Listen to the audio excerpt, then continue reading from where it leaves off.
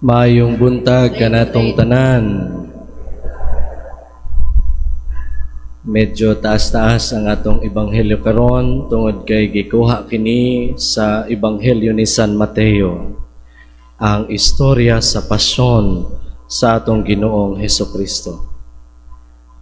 Okay pa ba mo? Kay murag ganina nagtan-aw ko sa inyo, murag nakatug na mo bisag nagtindog, oh? Daghan kayog talent ang mga Pilipino, no?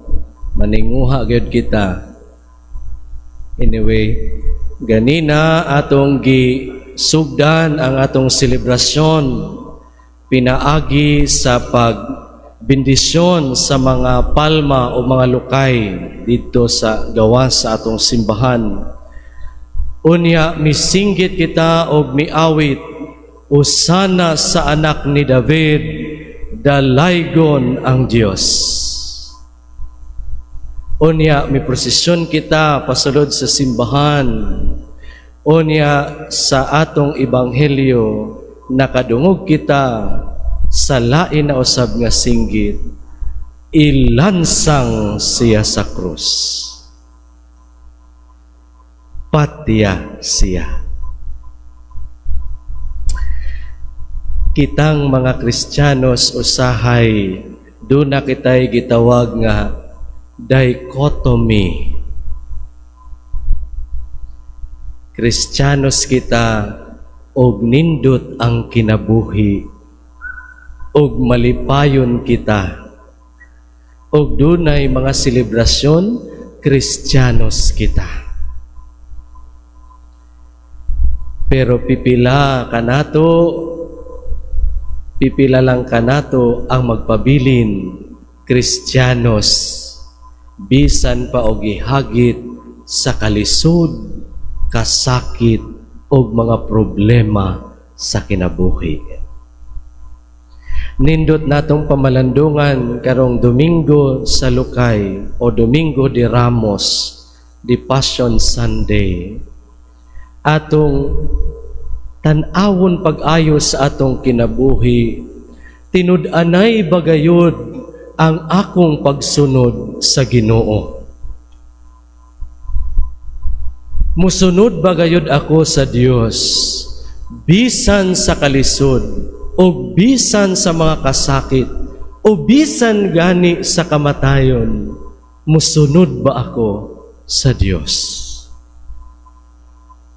O basin, taman ra ako sa lipay-lipay. Kristiyanos ako, pagnindot ang akong kinabuhi. Mga igsoon, Christian life, Catholic life is not a bed of roses. Wala tagi pramisan sa Ginoo nga kumusunod kita kaniya, manindot ang atong kinabuhi.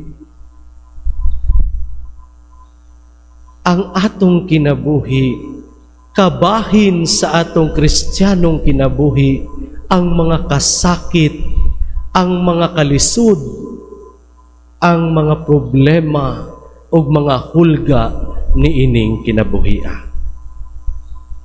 Mao nang nindot natong pamalandungan sa karon nga magsugod na kita sa mga balaang adlaw. Andam ba ako musunod kang Kristo hangtod sa kamatayon sa krus? Andam na ba ang akong kasing-kasing mudawat sa mga kasakit, mudawat sa mga kalisod, mudawat sa mga problema ni ining kinabuhian? Andam na ba mo?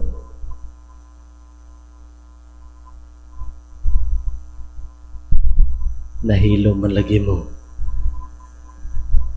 Nahadlok na mo? Nga ilansang mo sa krus? Ha? Dili kita angay mahadlok. Kay ang Dios misaad kanato og pagkabanhaw. nga ang tao nga anda mo dawat sa iyang mga kasakit, anda mo dawat sa iyang mga kalisod sa kinabuhi, magmalipayon sa iyang kinabuhi. Tungod kay ang Ginoo misaad ka nato sa pagkabanhaw.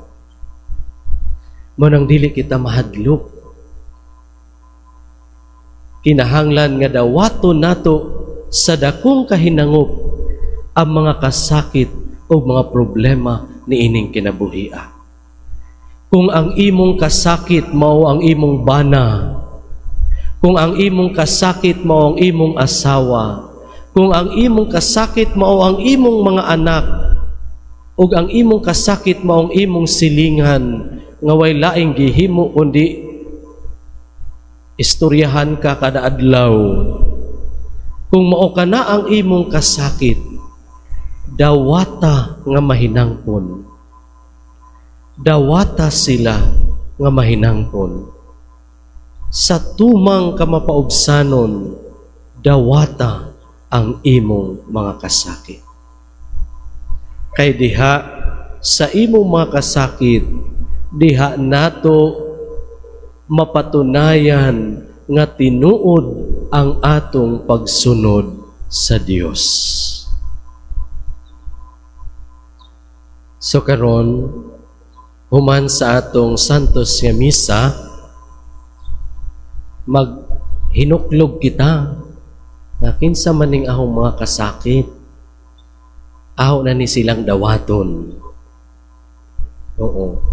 Kung ang imong bana mo imong kasakit, hala, gaksa. Gaksa ng imong bana og tuda. Kanang hugot gayud. Nga dili na makaginhawa. Adili po do. Gaksa og hugot. Ing nangadung. Ikaw gayud ang naghatag kanako og kasakit. Pero bisan pa ni ana, gihigugma gihapon tika. Kay ikaw maoy nakapaduol kanako sa Ginoo. Diba? O mga bana, kung ang inyong asawa mo hinungdan sa inyong mga kasakit, halagak sa usab. Hagki. Hagki. Og ingna day bisag yaw-yawan ka, gihigugma gayud tika.